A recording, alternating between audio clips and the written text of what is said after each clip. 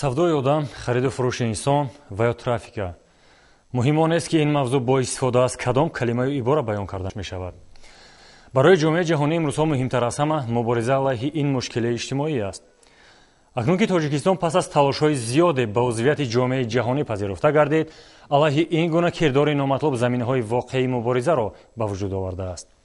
барои ҷомеаи аврупою дигар кишварҳои аз лиҳози фарҳангу маданият пешрафт карда мавзӯи хариду фурӯши инсон таҳшат буд. аммо имрӯзҳо ин минтақа ба нуқтаи доғе аз ҷиҳати рабуда шудану хариду фурӯши инсон қарор гирифтааст. қурбониёни ин кирдори нанговар аксаран ҳамонҳоянд ки аз кишварҳои ҷангзада ба ин минтақа ҳиҷрат кардаю барои пайдо кардани макони амн вориди марзи бегона шуда амнияти худро аз даст додаанд. хариду фурӯши инсон дар минтақаҳои алоҳида мавзӯест доманадор ва пурбаст.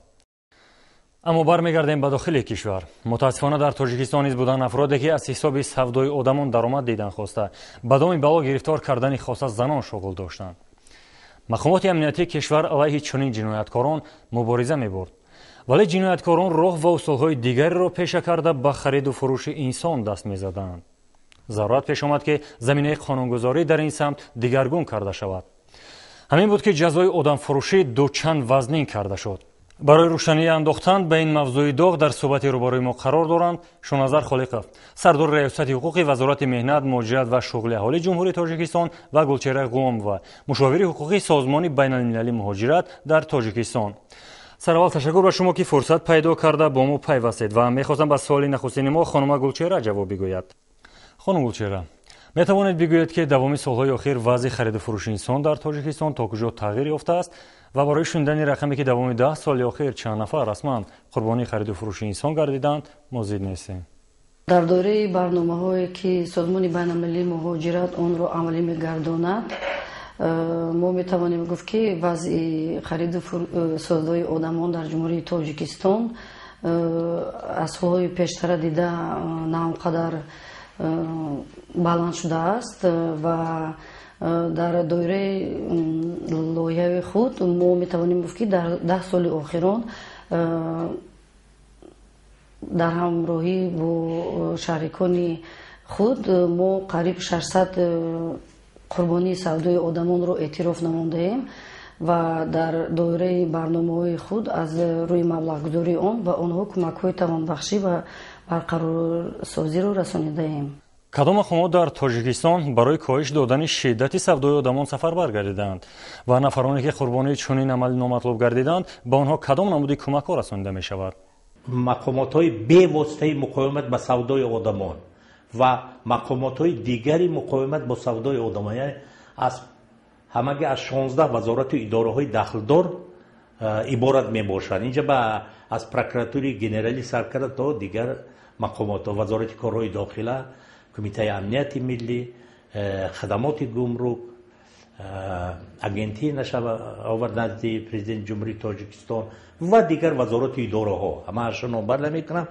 ин мақомотҳо дар ҳамкорӣ бо ташкилотҳои байналмилалӣ, аз он ҷумла бо ташкилоти Созмони байналмилалии муҳоҷират, бо ташкилотҳои ғайри давлатӣ албатта ҳамкорӣ мекунанд дар ҳолате ки муайян намудани ҳамиқи шахсе ки ҷабрдида аст вайро албатта роҳнамоӣ мекунанд ба марказҳои дута марказ ҳозир мавҷуд аст, марказҳои ҷамъиятӣ ки аз ҷониби Созмони байналмилалии муҳоҷират кӯмаки дастгирӣ меёбад. якташ дар вилояти Сук, дигар бошад дар шаҳри Душанбе мебошад.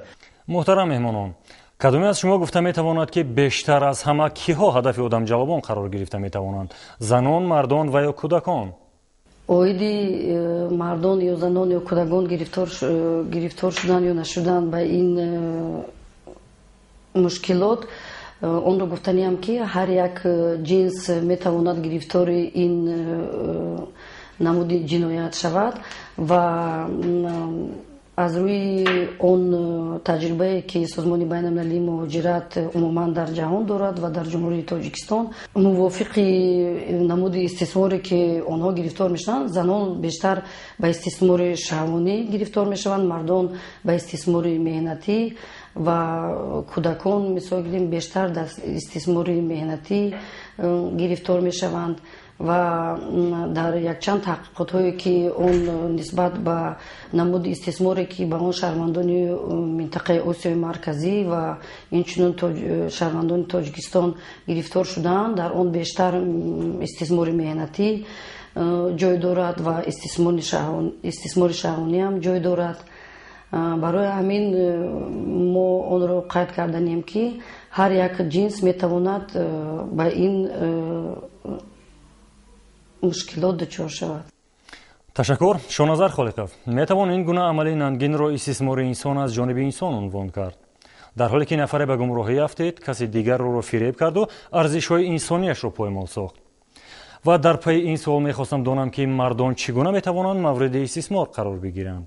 албатта ин кирдори номатлуб аст ки ман чӣ хеле ки гуфтам аз воситаи як камбизоатиме нодориме борои фиребме як шахси дигарро яъне фиреб мекунад ва интиқол медиҳад ба дигар ҷо ва ӯро чӣ ҷисман чӣ рӯҳан истифода бурдан, яъне корҳои шаҳвонӣ ё ин ки ба меҳнати маҷбурӣ мебаранд, ба дасти як корфармо месупоранд ва меҳнати инро вақти тӯлонӣ истисмор мекунанд ва бемузд яъне шиносомашон аз дастшон мегиранд, бемузд истифода мебаранд. ба нави хел ин меҳнати ба маҷбурӣ новобаста аз чизи ҳамун шахс, хоҳиши ҳамун шахс истифода мебаранд.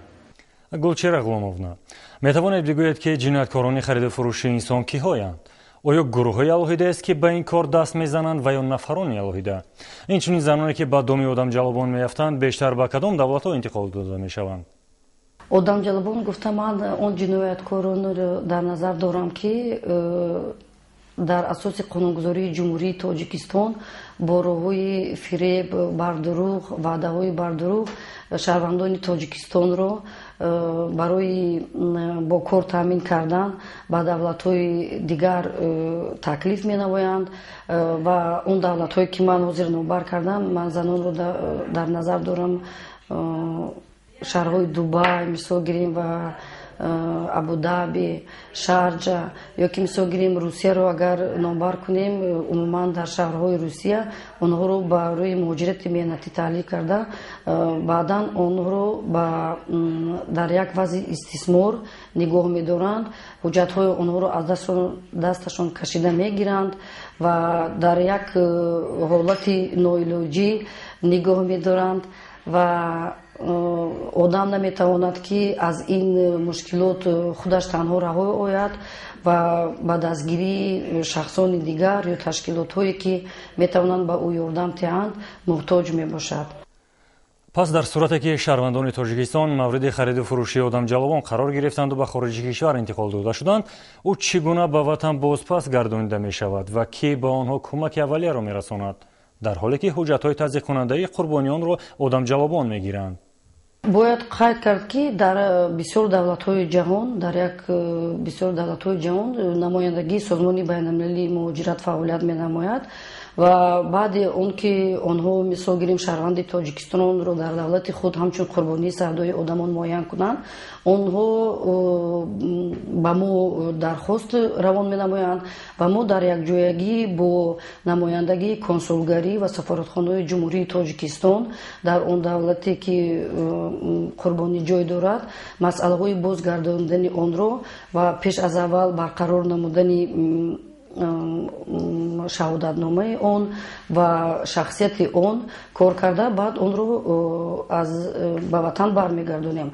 пеш аз аввал созмони мо дар дастрас намудани чипта барои баргардонидан ба ватан ва дигар масъалаҳои бехатари қурбонии савдои одамонро ҳал намуда ба ӯ кӯмак мерасонад ва дар ин ҷо албатта роли консулгарии ҷумҳурии тоҷикистон боз қайд менамоям бисёр ҳам муҳим аст ва мо алахусус ман мехоҳам қайд кунам ки бо консулгарии генералие ки дар иморати муттаҳидаи араб фаъолият менамояд бисёр мустаҳкам ҳамкорӣ менамоем ва дар 10 соли охирон зиёда аз 100 нафар занҳоеро ки қурбонии савдои одамон гаштанд дар ин давлат бозгардонидаем ва кӯмак расонидаем. дар ҳоле ки вазъ мураккаб бошад, ба фикри шумо чӣ бояд кард то аҳолӣ аз чунин хатарҳо огоҳӣ дошта бошанду ба домии фиреб наафтанд? ин кор аз дигар давлатҳо ҳам бисёр аст, на ин ки мо нисбат ба мо дигар давлатҳо бештар аст. албатта пеш аз ҳама мақомот дар байни аҳолӣ тавассути воситаҳои ахбори омма, чӣ телевизион, радио, газета, журналҳо, буклетҳо кати ба мардум фаҳмонда диҳанд оқибати ин рафтори номатлуба. пеш аз ҳама албатта мақомотҳои ҳифзи ҳуқуқ, дигар мақомотҳо, ҳифзи иҷтимоӣ, шуғли аҳолӣ ва дигар мақомотҳо низ корро ҷоннок намоянд. албатта кор рафта истодааст, кор меравад, ҳамаи сохторо албатта дар доираи ваколатҳои худ кор пеш мебаранд, лекин мардум худаш бештар фаҳмад. худи мардум ки бештар фаҳми дарк кард, ин омилҳо албатта паст мешавад. қонунеро ки ҷумҳурии тоҷикистон 2 сол қабл, аниқтараш соли 2014 қабул кард, мавқеъгирии кишварро аз ин гуна зуҳуроти номатлуб бозгӯ намуд. ва то ҷое мо маълумот дорем, қонуни ҷумҳурии тоҷикистон дар бораи муқовимат бо савдои одамон ва расонидани кӯмак ба қурбониёни савдои одамон дар минтақаи Осиёи марказӣ аввалин санади ҳуқуқие буд ки манфиати қурбониёнро ҳифз намуд. хонум Гулчера, баҳои ҳуқуқи шумо ба ин гуна қонун чӣ гуна буда метавонад? қонуни ҷумҳурии тоҷикистон дар бораи муқовимат ба савдои одамон ва расонидани кӯмак ба қурбониёни савдои одамон 26 июли соли 2014 ба имзо расидааст ва ин қонуни мазкур асосҳои ташкилӣ ва ҳуқуқии муқовимат ба савдои одамон, системаи чораҳои оид ба ҳифз, расонидани кӯмак ба қурбониёни савдои одамон ва тавонбахшии онҳоро муқаррар карда, муносибатҳои ҷамъиятиро дар самти муқовимат ба савдои одамон ва расонидани кӯмак ба қурбониёни савдои одамон танзим менамояд. бояд қайд кард ки ин қонун бартарии зиёд дорад аз қонуни аввалине ки соли 2004 қабул шуда ва муддати чандин сол то соли 2015 амалӣ мекард, барое ки дар ин қонун манфиатҳои қурбониёни савдои одамон бештар байнобат гирифта шудааст ва ин боз ҳам шоҳиди онро метиҳад ки ҳукумати ҷумҳурии тоҷикистон оиди қабул намудани конвенсияи байналмилалие ки дар он ҳуқуқи манфиатҳои қурбониёни савдои одамон байнобат гирифта шудаанд, онҳоро дар қонуни ҷумҳурии тоҷикистон дохил намуда ва ҳуқуқи инсонро дар ҷумҳурии тоҷикистон ҳамчун пояи асосии ҳифзи шаҳрвандон медонад. пеш аз ин қонун фақат як қонун буд, қонуни ҷумҳурии тоҷикистон муқовимат ба савдои одамон ва нақшаи миллӣ муқовимат ба савдои одамон ки асоси бевосита ҳамоҳангсози миллӣ муқовимат ба одамон ин комиссияи байниидоравӣ мебошад ки дар назди ҳукумати ҷумҳурии тоҷикистон аст. албатта ҳамаи фаъолиятро ин комиссияи мазкур ҳамоҳанг месозад. қонуни мазкур албатта инҷоба пешбинӣ намуда фонд, яъне фонди расондани кӯмак ба ҷабридагони савдои одамон. ба ғайр аз ин қонуни мазкур яъне пешбинӣ мекунад ба ҷуброни зарарро, ҷуброни зараре ки аз ҷониби ҳамун шахси ҷинояткор ба ҳамин қурбонӣ расонида шудааст, вайро тавассути судӣ, яъне механизми инҷа гуфта шуда ки тавассути судӣ зарар рӯёнда ба манфиати он шахс ва давлат ситонида мешавад.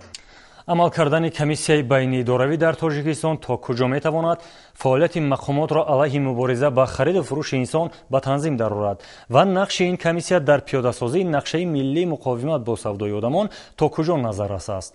албатта ҳарсола комиссияи байнидоравии мубориза бар зидди хариду фурӯши одамон ва масъалаҳои